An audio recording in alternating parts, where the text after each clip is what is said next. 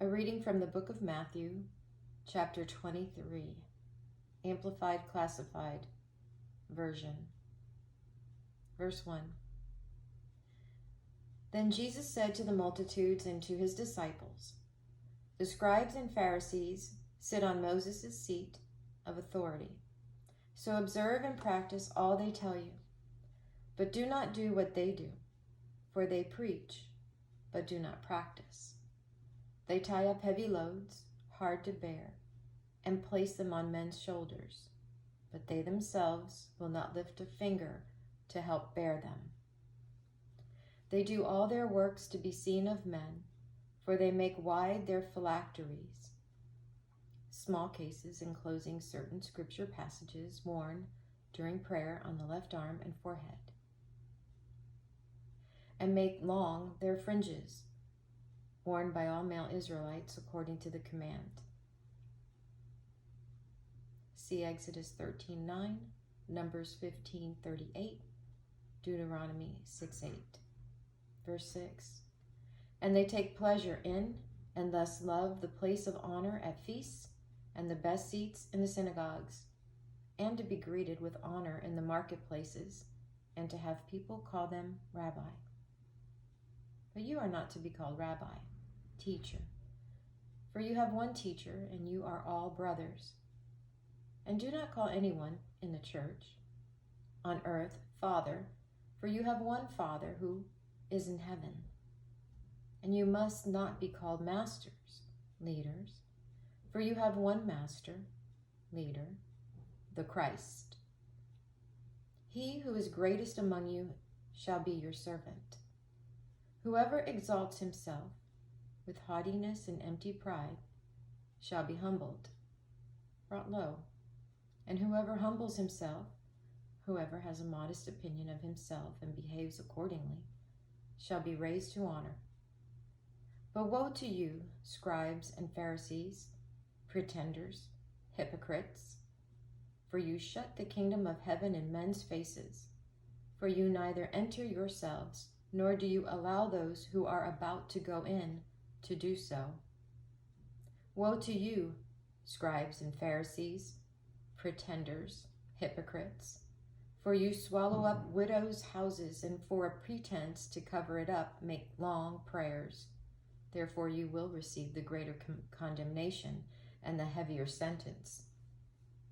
Woe to you, scribes and Pharisees, pretenders, hypocrites, for you travel over sea and land to make a single proselyte, and when he becomes one, a proselyte, you make him doubly as much a child of hell, Gehenna, as you are.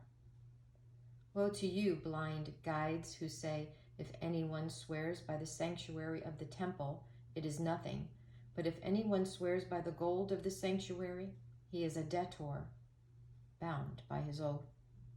You blind fools, for which is greater, the gold or the sanctuary of the temple that has made the gold sacred? You say too, whoever swears by the altar is not duty-bound, but whoever swears by the offering on the altar, his oath is binding.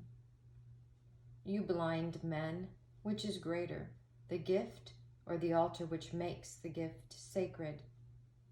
So whoever swears by the altar swears by it and by everything on it. And he who swears by the sanctuary of the temple swears by it and by him who dwells in it. 1 Kings 8:13, Psalm 26:8. And whosoever swears by heaven swears by the throne of God and by him who sits upon it. Woe to you, scribes and Pharisees, pretenders, hypocrites, for you give a tenth of your mint and dill and cumin, and have neglected and omitted the weightier, more important matters of the law, right and justice, and mercy and fidelity. These you ought particularly to have done without neglecting the others. You blind guides, filtering out a gnat and gulping down a camel. Leviticus 27:30, Micah 6:8. Woe to you, scribes and Pharisees, pretenders, hypocrites, For you clean the outside of the cup and of the plate, but within they are full of extortion, prey, spoil, plunder, and grasping self-indulgence. You blind Pharisee, first clean the inside of the cup and of the plate, so that the outside may be clean also. Woe to you, scribes and Pharisees, pretenders, hypocrites, for you are like tombs that have been whitewashed, which look beautiful on the outside, but inside are full of dead men's bones and everything impure. Just so, you also outwardly seem to people to be just and upright, but inside you are full of pretense and lawlessness and iniquity. Psalm 5:9. Woe to you, scribes and Pharisees, pretenders, hypocrites, for you build tombs for the prophets and decorate the monuments of the righteous, saying, if we had lived in the days of our forefathers, we would not have aided them in shedding the blood of the prophets. Thus you are testifying against yourselves that you are the descendants of those who murdered the prophets. Fill up, then, the measure of your father's sins to the brim, so that nothing may be wanting to a full measure. You serpents, you spawn of vipers, how can you escape the penalty to be suffered in hell, Gehenna? Because of this, take notice. I am sending you prophets and wise men, interpreters and teachers, and scribes, men learned in Mosaic law and the prophets. Some of them you will kill, even crucify, and some you will flog in your synagogues and pursue and persecute from town to town, so that upon your heads may come all the blood of the righteous, those who correspond to the divine standard of right, shed on earth, from the blood of the righteous Abel to the blood of Zechariah, son of Berechiah, whom you murdered between the sanctuary and the altar of burnt offering. Genesis 4:8, 2 Chronicles 24:21. 36. Truly I declare to you, all these evil, calamitous times will come upon this generation. 2 Chronicles 36:15, 16.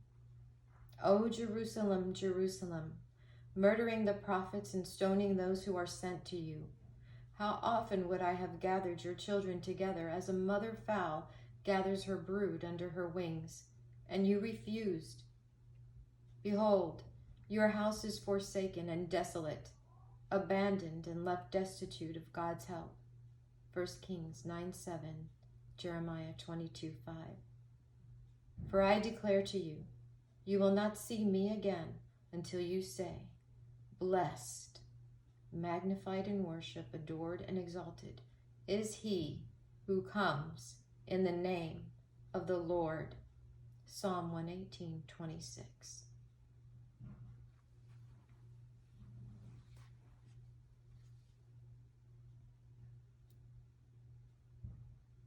Thank you for reading Matthew 23 with me. Meditate on the scriptures. Listen to the voice of the Father. And have a wonderful God bless day.